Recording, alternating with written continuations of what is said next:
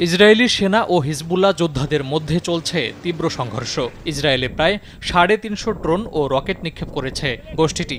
রোববার এ হামলা চালানো হয়। এতে দেশটির রাজধানী তেল আবিবে ব্যাপক ক্ষয়ক্ষতি হয়েছে। আহত হয়েছে অন্তত ১১ জন। এটি হিজবুল্লাহর চালানো বৃহত্তম হামলাগুলোর মধ্যে অন্যতম। গোষ্ঠীটি জানায়, ইসরায়েলের তেল আবিবে দফায় দফায় রকেট নিক্ষেপ করেছে তারা।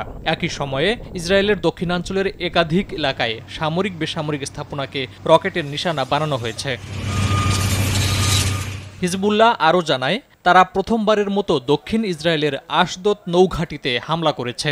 উন্নত ক্ষেপণাস্ত্র এবং স্ট্রাইক ড্রোন ব্যবহার করে তেল আবিবের একটি সামরিক লক্ষ্যবস্তুতেও অভিযান পরিচালনা করা হয়েছে বলেও জানিয়েছে তারা। Double million offer Walton fridge কিনে পেতে পারেন ২০ লক্ষ টাকা, রয়েছে কোটি কোটি টাকার নিশ্চিত উপহার।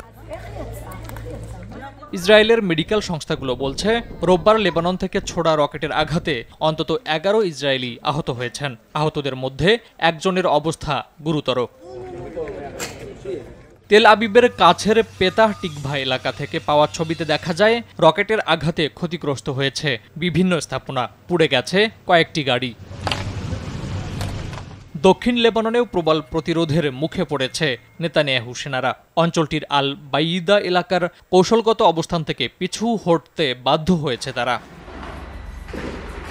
তবে লেবাননের রাজধানী বৈরুতে ব্যাপক ধ্বংসযজ্ঞ চালিয়ে যাচ্ছে ইসরায়েল। হিজবুল্লাহর গোয়েন্দা সদর দপ্তর সহ মোট ১২টি হিজবুল্লাহ ঘাঁটিতে আক্রমণের দাবি করেছে তারা। ইসরায়েলি বর্বরতা চলছে ফিলিস্তিনের গাজা উপত্যকা সহ পশ্চিম তীরেও। ফারুক হোসেন, RTV।